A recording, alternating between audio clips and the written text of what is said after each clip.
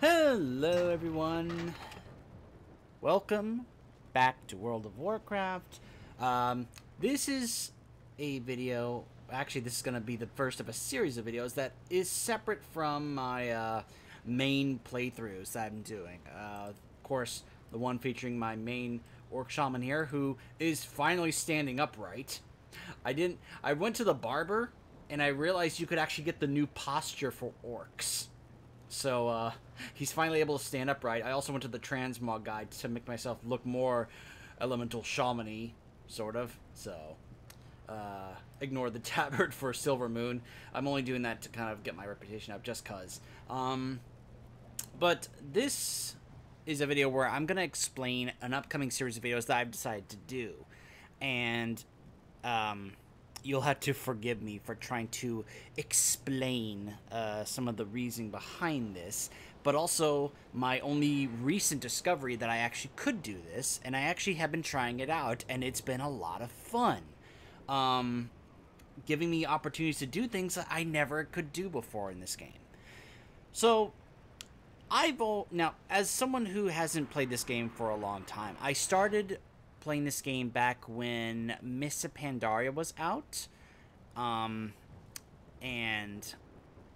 I made my first character, this orc shaman you see right here. I made him at level 1, and I started doing the legit leveling experience, going through Kalimdor and such, and after a while it just kind of stopped, and I think for a portion of time I even stopped my subscription to WoW.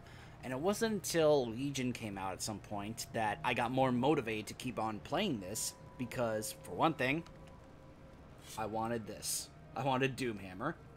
And that got me more interested in, more motivated to play the game and such. And as I, just to give you a timeline of when I started playing the game, but also how often I don't or I did not play the game. I played it very casually because there are other games I play. If you know my channel, I do playthroughs of many other games. So obviously I'm playing other games.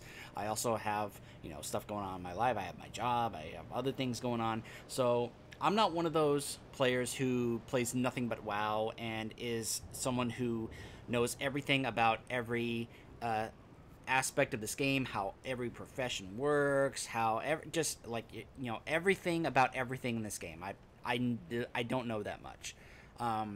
So I have always been kind of like one of those who's been like an outsider, like from the outside looking in, like wondering about how certain things work, never getting to actually know what that was like.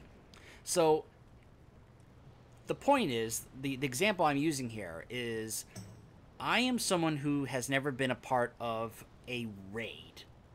Raids are looked upon as these, like, legendary, iconic things where groups of up to 40 players get together and they go into this, I can't call it a dungeon because dungeons are a separate thing, but an even stronger, more well-built, more epically built type of dungeon called a raid, with extremely difficult bosses, and there's so many things that are difficult about that it can require up to 40 players to help take care of it, to be able to try and beat it.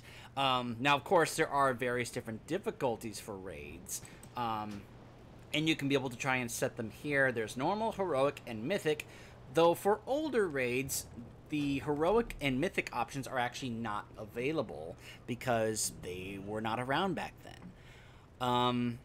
And I thought that these raids were so difficult that no matter what your level or gear was, that it was about having a group of people in order to be able to pull it off. That it wasn't about what your level was or what your gear was. It was about needing that many people with then that much collective gear and abilities and such together in order to pull off. Well, recently, someone told me that if you are a character in Legion, a 100+ character, you can actually solo old raids by yourself and essentially one-hit enemies in those raids. And I was like, wait, what? You mean I can go into a raid, a legendary raid, a super difficult raid from back then by myself, and beat it all by myself and one hit many enemies? And they're like, oh yeah, absolutely, because your gear at this point is much stronger now, you're much higher level, and I didn't realize this, those raids have a level cap. They stay level capped. So like, for example, classic raids like Molten Core, I believe are capped at level 60, which is why currently it would be very easy to go through it. That's what I heard. So realizing this, I realized that that meant I could be able to actually go into various different raids and try to acquire things I thought I was never going to have a chance to get. For example, this Black Drake mount. I didn't... I was finally able to get this mount because I found out that you can go into... Where is it? I think it's Cataclysm or Wrath? No, I think it's actually Wrath. So you can go into this raid, the Obsidian Sanctum. This is one of those interesting raids that actually has one boss. You walk in, you fight this one boss, and he drops the loot. And here is where it shows you all the different loot that you can acquire from doing this. And look at this, Reigns of the Black Drake. It's actually a 100% drop rate. Yes, there are percentage drop rates because, as we know, RNG is a very cruel mistress in Blizzard games. World of Warcraft is guilty of this. Diablo is guilty of this. It can be very cruel sometimes. Now, sometimes Blizzard will make certain things a guaranteed drop, just to be nice, just to reward our dedication, such as this Black Drake mount, which I cannot tell you how happy I am that I finally got my own dragon mount, and it's a black dragon. It's so great. I love it. Now, there are different rewards based on what difficulty you do these on.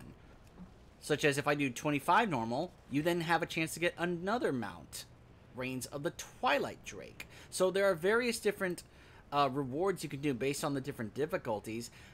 And at this point, because this was a raid back in Wrath, it's capped at like, what was it, level 70 or something like that?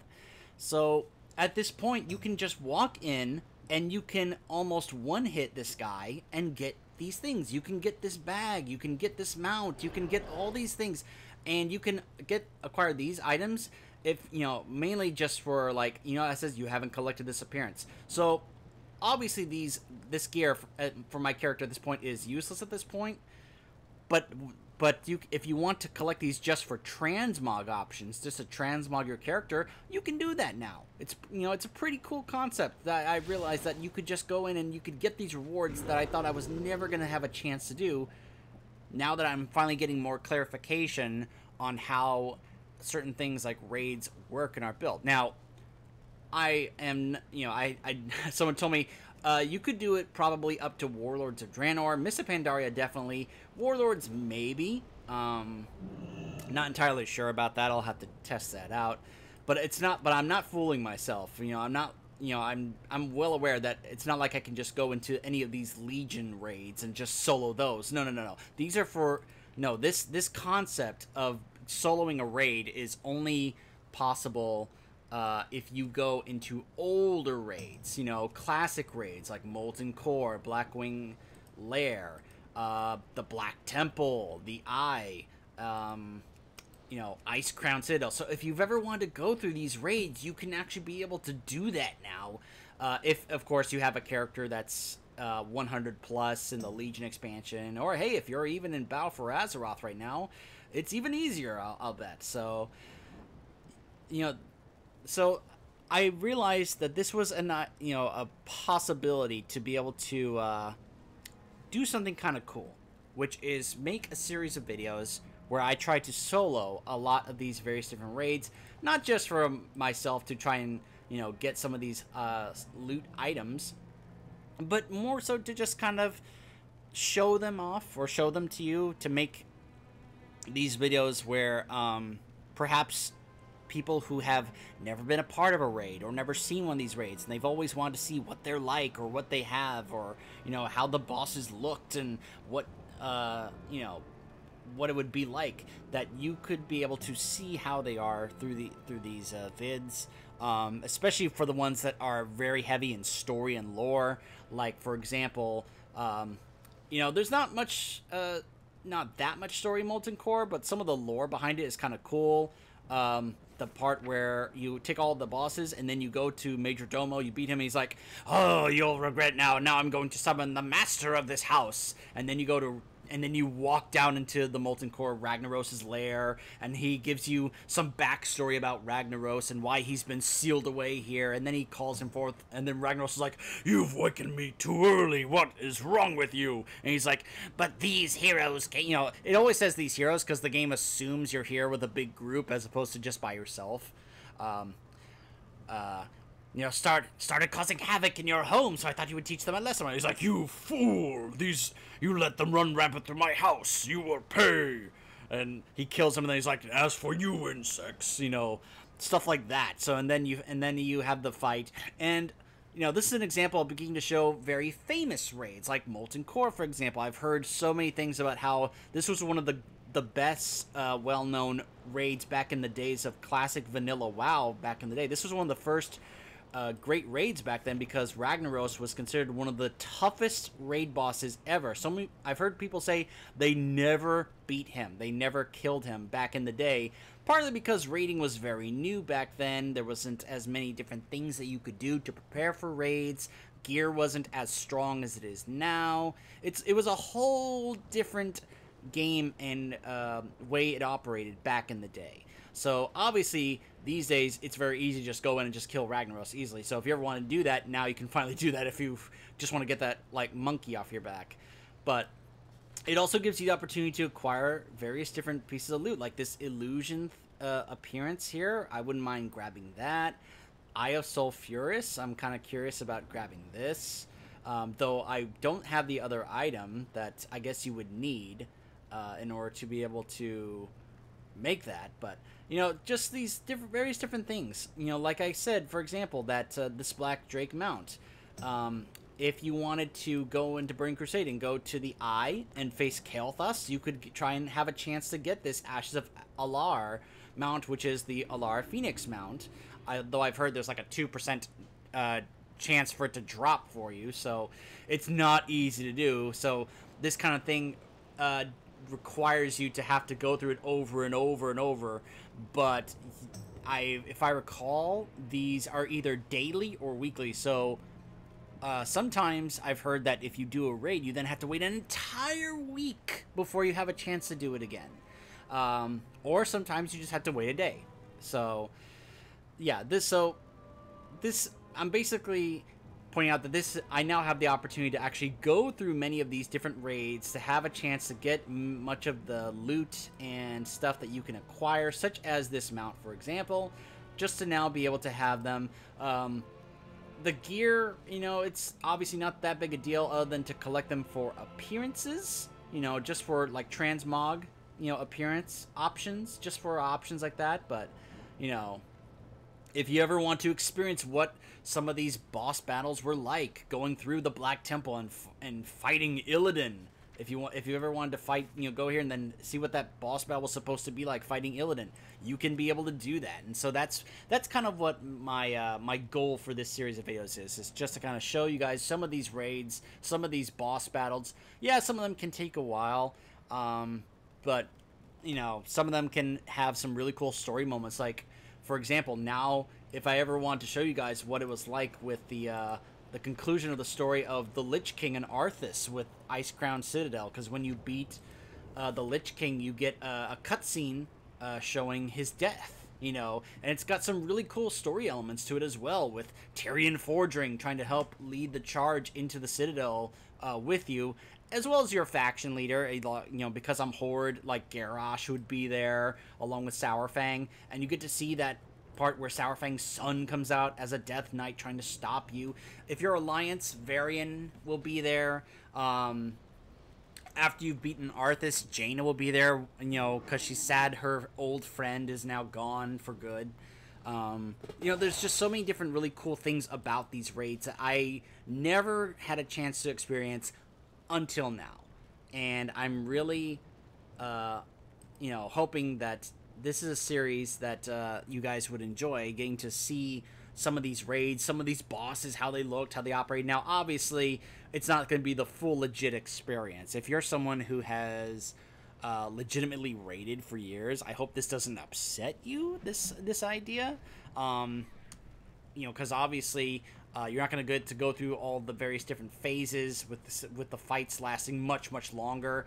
But I don't, I'm hoping that just getting to kind of show them, would be kind of cool enough for some people, as it is for me, as someone who's never gotten to be a part of these classic raid experiences. It's something that I would just want to experience, just to be like, okay, so now I know what it was kind of like. And like Nox Ramus, obviously this is not the Nox Ramus from back in the day that I've heard so many things about Nox Ramus, especially from when it first came out in vanilla. I've heard about how incredibly difficult it was to do the 4 horsemen, the original 4 horsemen back in the day, and some of these other boss fights. That was, this is one of the most famous raids of all time, with of course Kel'Thuzad being the final one. So it's one, just getting to go through some of these just to show you guys this is what it looked like, this is how it operated, this is what the boss looked like, and how they kind of worked, with obviously an exception of me getting to do a lot more damage to them faster, them doing a lot less damage to me because I have much more better gear now. So that's just to kind of give you an idea of what this series of videos is going to be like. So it's not like you're going to see me going to solo raids in Legion anytime soon. Not with my character currently at 106, still going through Legion. It's possible I could try the raids in Warlords of Draenor. Like, I've heard good things about the Blackrock Foundry raid with Black Hand. That's the kind of thing that it's like, oh, maybe. I've heard mixed different things about Hellfire Citadel with Archimonde at the end along with Manaroth. I don't know.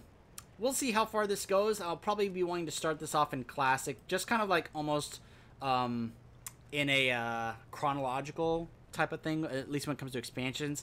I don't know if I'll be doing every raid that's listed here in the adventure guide. Molten Core only because it's considered a classic. Possibly Blackwing Lair. I've heard some some interesting things about it. Ruins of I don't know about, it's like I haven't really heard anything about this one, not really. But the temple one here, this one with Cthulhu, I've heard things about the Cthulhu raid boss fight, about how incredibly difficult it was, but also how overtuned and buggy it was. So I've also heard crazy things about the Oro raid boss fight. So these are all different things that I would like. So I may, it's like I would go through probably Molten Core, maybe Blackwing Lair. I'm not entirely sure. I doubt Ruins, but Temple. So it's like I would try to really focus on the ones that are like really well known, really popular. Maybe the Karazhan one, but some of these other ones like Magtheridon's Lair, where it's just one raid boss, Magtheridon, probably not worth doing a video on, since it's just one boss you go in and kill, and you go in just to get that one interesting loot item, like right here, the Pit Lord Satchel. If you want a 20 slot bag, you can just go in and grab that. So if you're lacking in certain bags, you can be able to look that up. You can see I got a couple of bags from doing a couple of these, because yes, I have already been doing a few of these. If you want to see here some of my achievements that I've gotten in regards to Dungeons and Raids, I already went ahead and did Molten Core, Blackwing Lair. Let me see here, Burning Crusade. So I was checking these out: Tempest Keep, Black Temple, Magtheridon's Lair, Magic. As you can see here. Yeah.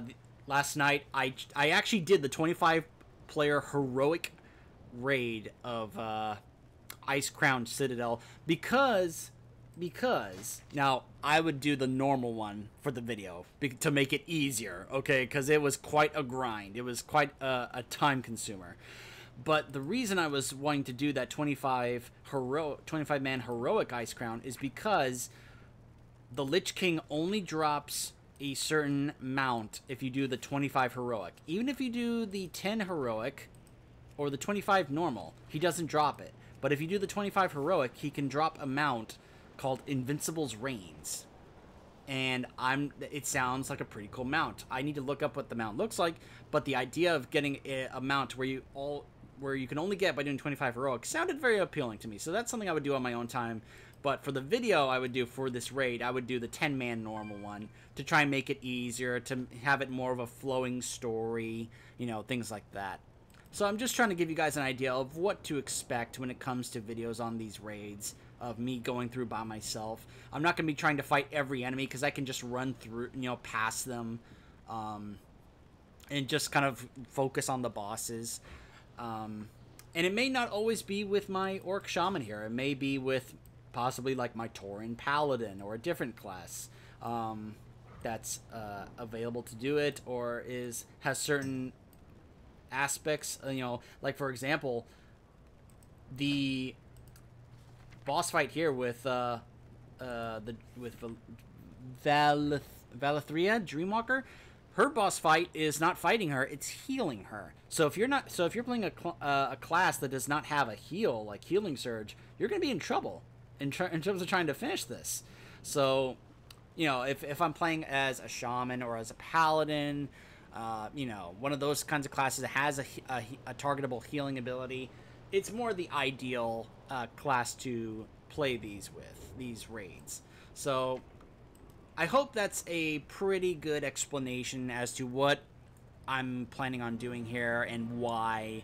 And I hope it's something that you guys could enjoy. Be able to see me go through some of these various different raids I've heard great things about. I've heard great things about Ulavar. I have yet to do this one, but I've heard really good things about this raid. Yogg Saron, an old god. I've heard crazy things about this raid boss fight. So that's something that I would hope to share with you guys, me checking out some of these and how they work. Some of the things I've heard about them. That's a cool one. So yeah, I hope that this is a series of videos that you guys could enjoy, being able to see how some of the raids worked with some of the very well-known raid bosses. And I hope for you guys to stick around and see how it goes.